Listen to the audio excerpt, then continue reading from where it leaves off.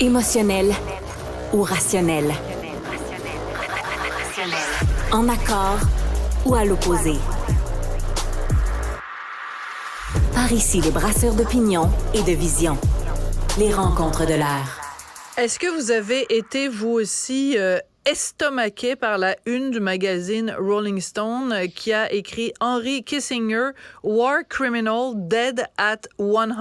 Henry Kissinger, criminel de guerre, mort à l'âge de 100 ans. Je ne sais pas comment il a réagi. Christian Rioux, qui est correspondant à Paris pour le quotidien Le Devoir, c'est assez cinglant de la part du magazine Rolling Stone. Oui, écoutez, ça ne m'a pas vraiment surpris parce que c'est toujours très difficile de parler de ce genre de personnages qui ont été impliqués dans à peu près tous les grands conflits de notre époque, mais je pense que c'est un peu simpliste et un peu ridicule. De la part des gens qui l'ont aimé et de ceux qui ne l'ont pas aimé, je pense qu'on peut reconnaître aujourd'hui qu'Henry Kissinger a été peut-être le plus grand diplomate du 20e siècle.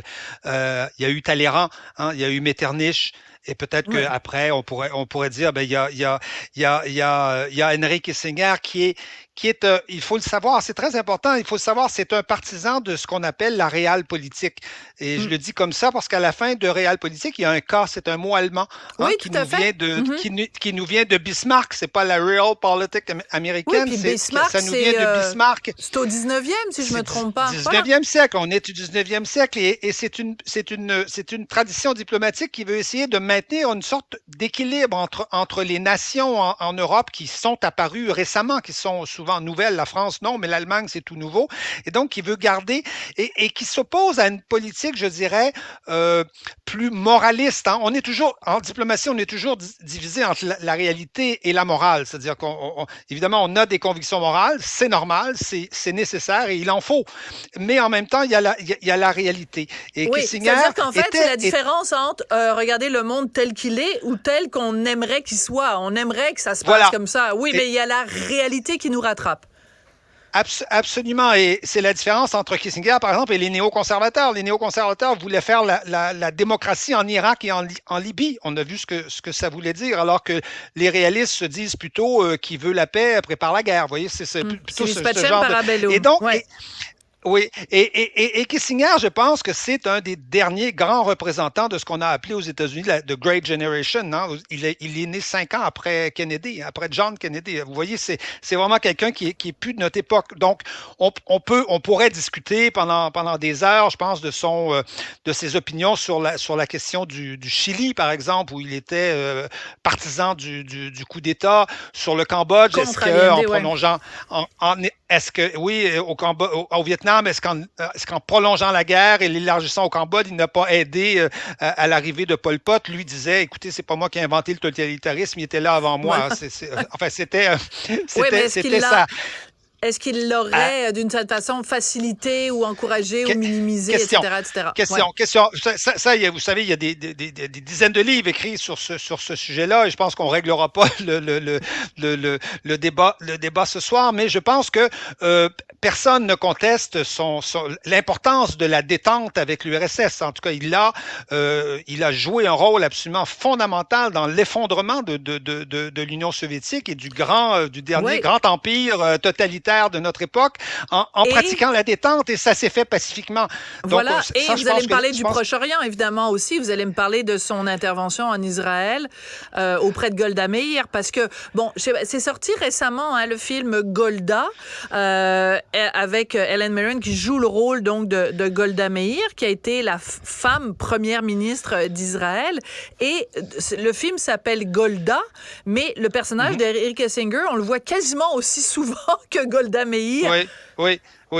Oui, écoutez, juif de Bavière, évidemment, Henry Kissinger est qui change son nom, hein, il s'appelait Heinz, il change son nom quand il arrive aux États-Unis, il devient Henry, est évidemment un défenseur de l'État d'Israël, de toute évidence, et c'est lui aussi qui fait l'ouverture avec la Chine, hein, c'est donc, et ce qui va créer, bon, l'ouverture avec la Chine, elle n'est pas terminée, c'est quelque chose c'est une aventure qui se poursuit, mais ce qui va créer une croissance économique absolument fabuleuse aux États-Unis. Donc ça, c'est des politiques qu'on lui doit. Mais moi, je voulais revenir peut-être sur deux ou trois aspects plus particuliers de ce que Henry Kissinger, qui moi, je trouve extrêmement important, qui montre son importance même après, même quand il n'était plus secrétaire d'État.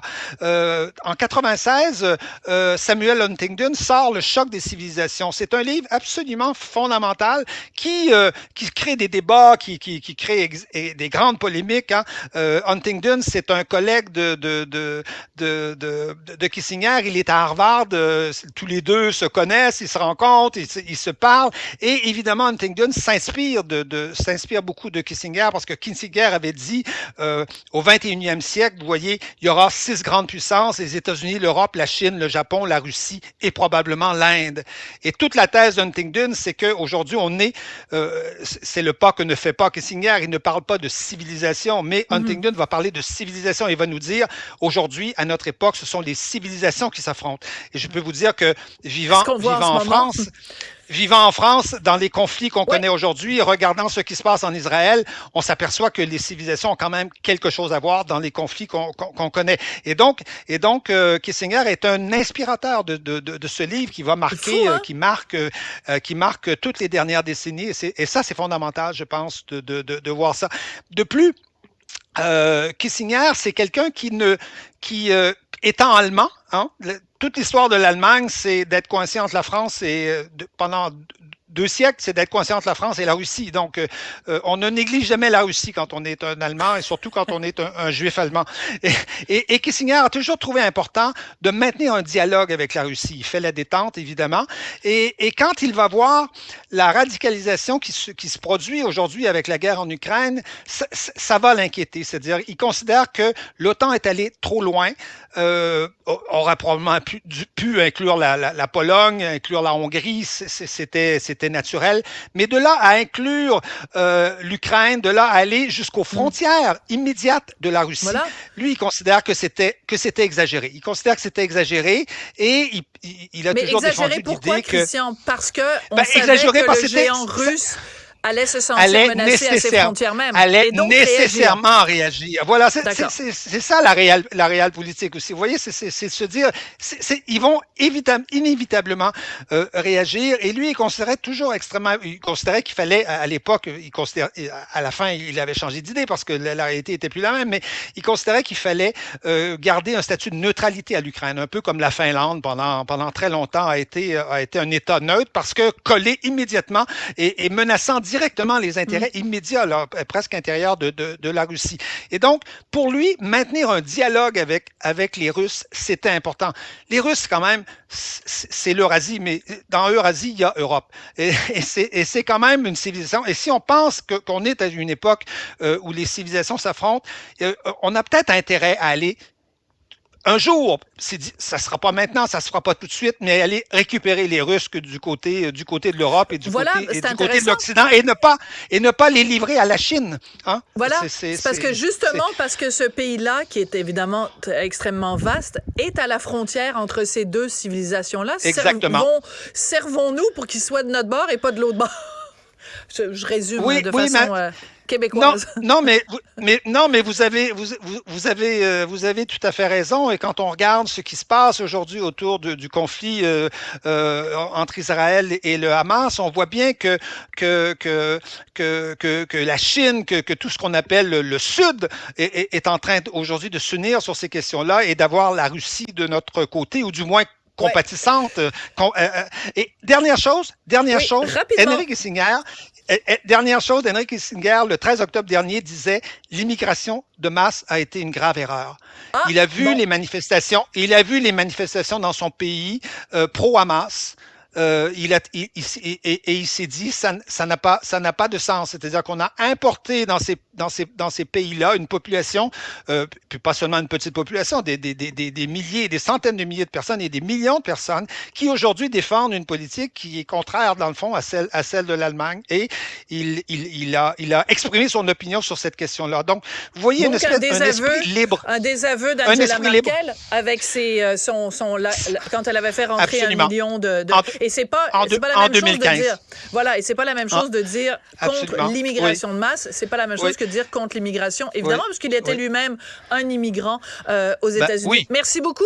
Un immigrant qui a quand Tout à même fait. très bien réussi, hein, qui s'est rendu dans les plus hautes instances de l'État américain. Merci beaucoup pour cet excellent rappel.